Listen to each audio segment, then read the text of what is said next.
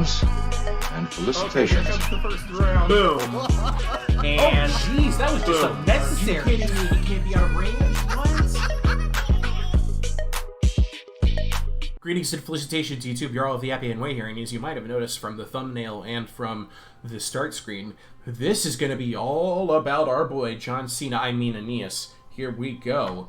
This is a replay from the tournament. Not just any battle from the tournament, though, mind you. This is the final battle of the finals. The winner of this battle wins the whole tournament. And we've got Hazard versus Braveheart. Here we go. Now, as you can see here, it is all AENEAS all the time. Both sides bringing 1,600 and 1,800 troops. We have 5 of the rabble mobs, so 1 mob, 4 rabbles, 2 heavy Trojan chariots, AENEAS on foot, Savage Centaur warriors, 2 of each, and a Centaur champion, Dardanian sworn fighters, 3 Dardanian defenders, and another Dardanian sworn fighter. Meanwhile, the other army, we're looking at 4 rabble mobs. We also have a pair of Trojan defenders, a heavy Anatolian spearman, heavy Anatolian sword, a Savage Centaur warrior, and back here, 4 Dardanian sworn fighters and 1 renowned Dardanian sworn fighter. So our chariot AENEAS faction here has brought the better light infantry corps, where our on foot AENEAS has brought the better fast mover corps. Now let's see how this battle goes. This is a favorite map of mine. This is I think this is the Shimmering Wood. Yes, it is. It has 2 unpassable terrain features kind of diagonally positioned on the map battlefield. And then there's also a couple of tree copses in the other 4 corners of the center.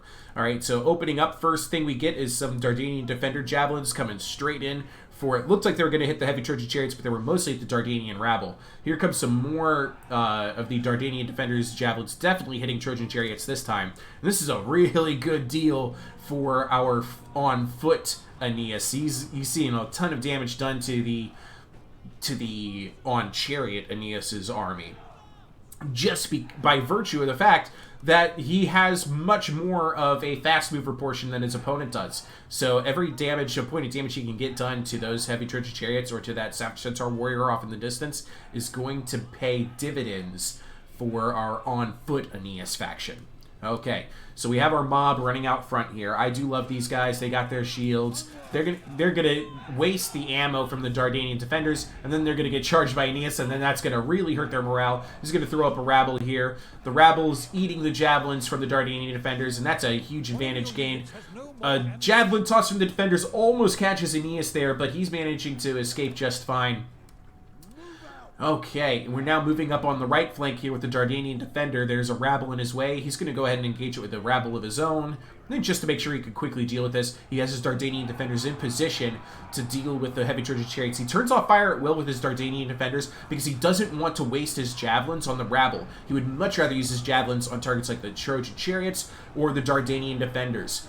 Meanwhile, AENEAS is circling the battlefield in his chariot. He's going to get through here. He's going to try and get a quick hit on this unbraced Dardanian defender. Doesn't matter. They still really slow him down, but he's going to, turn around, mow down a bunch of Dardanian rabble in the process. The rabble's getting engaged now with the heavy infantry line of the chariot AENEAS, and the on-foot AENEAS's army is now taking advantage of its fast movers to really try and get here in the flanks. I'm going to hold down the spacebar so that you can see the units' triangles on the ground, and you can see yellow team versus red team where the units are. Big hit from the on-foot AENEAS's chariots into the flanks of these units and to really pin down the heavy Trojan chariots of our mounted AENEAS's army.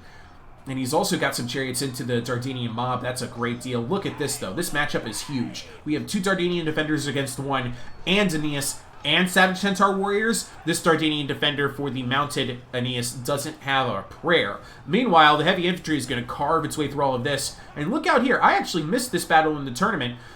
The on-foot AENEAS managed to catch out the Savage Centaur warriors of the mounted AENEAS along with a Dardanian sworn fighter to really just abolish that Savage Centaur warrior from the battle.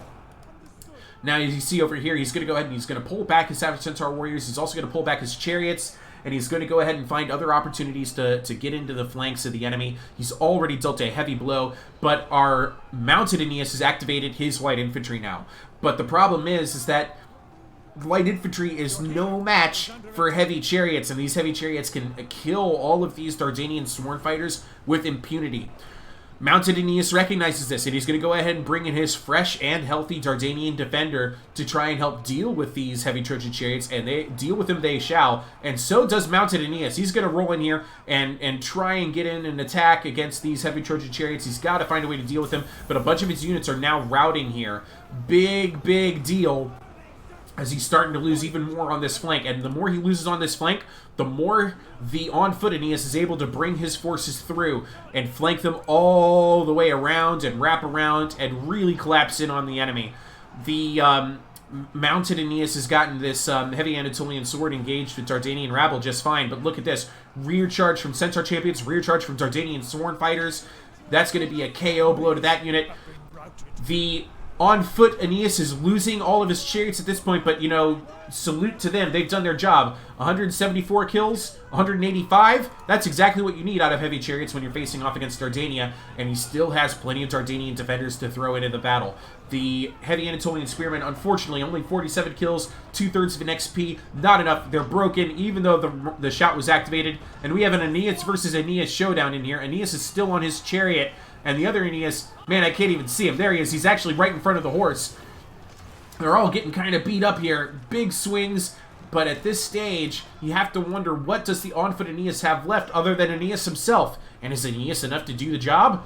We shall see. You can see more of his infantry getting routed here, many of them getting chased from the battlefield by the mounted units of the on-foot Aeneas' army, and it is really wrapping up very quickly here in the favor of the on-foot Aeneas. Generally speaking, I think having your Aeneas on foot is better. Oh, look at this! Heavy Trojan chariots for the mounted Aeneas did come back. Still only 44 kills, only one unit left in that unit, and they're getting mobbed now by Centaur champions. That is a dead chariot. There it goes. Popped at last. And now it's just Aeneas versus Aeneas and all of the on-foot Aeneas' friends. Yeah, as you can see, there's still way too many yellow triangles compared to red triangles here, and the on-foot Aeneas is going to win it. I think, generally speaking, on-foot Aeneas is a better pick than mounted Aeneas, because you want Aeneas to kill enemy heroes and to provide his shout buff to your allies. He's activating his victory Aristea now, and there Homer announces it. Okay, Homer, thank you very much. Here comes the Dardanian defenders for the KO blow. Aeneas is shattered, army losses, and GG Hazard, you won in the finals in 2 battles with Hector, with Aeneas, and he did so without defeat. His picks in this tournament: Hippolyta, Paris, Dardania, Hector, and then he went Hector and Dardania. Then he went Lycia and then Dardania again. Just a really valiant effort and a very impressive battle. Let's go ahead and look at some of the statistics here. So this makes Hazard on Fire the 2-time champion of the Iliad Games. The 2-time champion. And though his hero did not get as many kills as Total War Playboy's Aeneas did, he did very well all the same. GG Braveheart, thank you for your participation in this tournament and for the way you flew through the ranks. Again, I apologize that we weren't quite able to wrap up everything in time for you to participate in a full best of 5, but I think everybody agrees that the better Aeneas won here. So, man, look at this. 185 kills on heavy Anatolian swordsmen. I love that unit. Very good showing. You can see the triple-digit numbers all across the board on Hazard's side. Dardanian sworn fighters, triple digits. Dardanian defenders, triple digits, almost triple digits here. Passing the 200 mark with a heavy Trojan chariot, 174 on this one. And then double digits for the centaurs. Hats off to you, sir. Very well done. And I'm gonna have a quick conversation with him and a couple of the other participants in the tournament available for you tomorrow, where we talk about our takeaways from the tournament, what we learned, and what we felt was very surprising. And in particular, we're going to talk about Hector and Corabantes. So I hope you'll come back tomorrow to see that video. Ta-ta, I love you all, and I'll see you there.